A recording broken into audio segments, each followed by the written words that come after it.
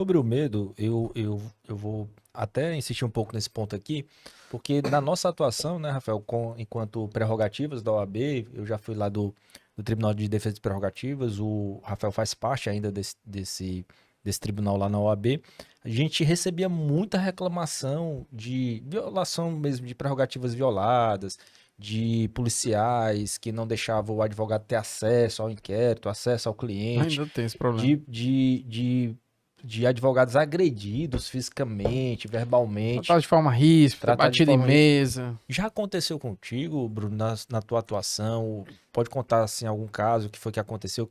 Como o advogado deve agir num caso desse? Já aconteceu. É muito difícil alguém atuar na área criminal e não ter tido algum problema de prerrogativa, porque tem toda essa visão, às vezes truculenta, Punitivista. punitivista, né? Às vezes você tem que, se o juiz levantar a voz, você tem que manter o mesmo tom ali, né? Comigo, por exemplo, eu tive muito problema de delegados de polícia negarem acesso aos autos, É né? o básico. Que é o básico. E digo mais, eu jamais apresentaria um cliente meu para um depoimento sem saber Do que se do que se trata. trata, sem saber se ele é testemunha, se ele é indiciado, se ele é suspeito, né? Qual é a condição dele, do que se trata. Isso seria um erro grosseiro. É o famoso processo kafkiano. Exatamente. Então, assim, primeiro passo do advogado criminalista é ter acesso. E se ficar muito em cima, pedir uma nova data. Então, eu já tive, assim, talvez tenha sido o problema mais comum daqueles delegados mais antigos, que não, doutor, aqui traga seu cliente. Não, então isso não existe mais, né? Está muito claro que tem súmula, tem lei, né? Até abuso de autoridade isso pode caracterizar.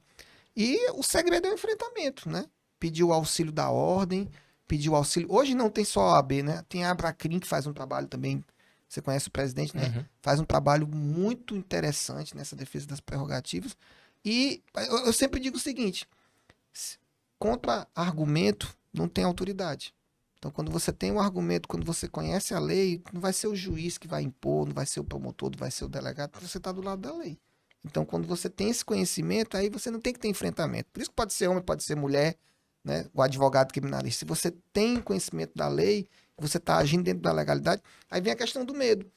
Eu nunca tive nenhum problema com a advocacia criminal. Alguns alunos me perguntam, professor, não tem receio, não tem medo? Não.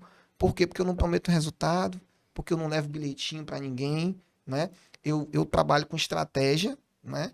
Analisando o processo, dando as alternativas para o cliente, mostrando quais são os caminhos que eu vou seguir, e as pessoas me contratam, não é porque eu prometo resultado, mas é porque eu mostrei em casos anteriores que eu fui capaz de solucionar problemas complexos. É por isso que as pessoas me contratam. Não, esse cara aqui, ele fez uma defesa boa, né? O sujeito foi absolvido, ou ele conseguiu uma revogação de preventivo, porque as pessoas procuram contratar um advogado se ele for capaz de apresentar soluções para problemas complexos. E é por isso que eu acho que o direito penal nunca vai ser substituído por um chat GPT, por um robô, porque você não vai entregar a sua liberdade para um robô.